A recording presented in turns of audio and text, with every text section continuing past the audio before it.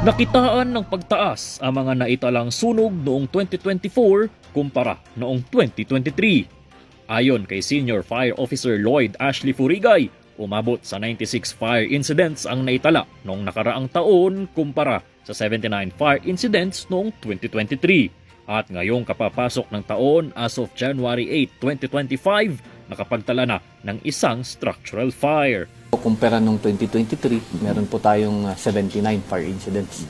So may pagtaas na 17 fire incidents. Kahit ganun pa man, mas malaki pa rin ang pinsalang tinamo noong 2023 na umabot sa humigit kumulang 97 milyon kumpara sa sumunod na taon na nasa humigit kumulang 50 milyon.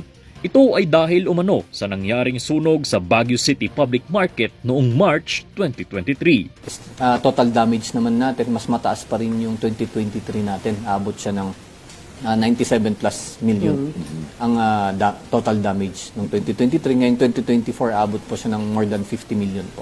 Ayon pa kay SFO1 Furigay, malaki rin ang naging epekto ng El Nino.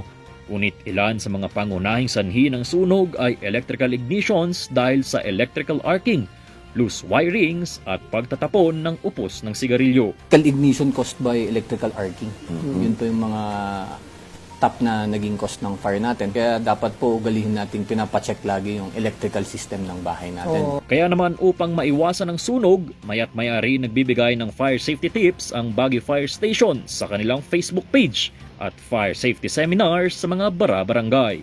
Yun nga po, ini-encourage namin sa community natin pag nagkaroon po ng fire safety seminar sa barangay natin, i-grab natin yung opportunity para matuto. Samantala, patuloy din ang paalala na hanggat maaari ay mag-install ng mga smoke detectors sa kanilang mga tahanan at gamitin ang 911 hotline para sa mabilisang pag-report ng sunog.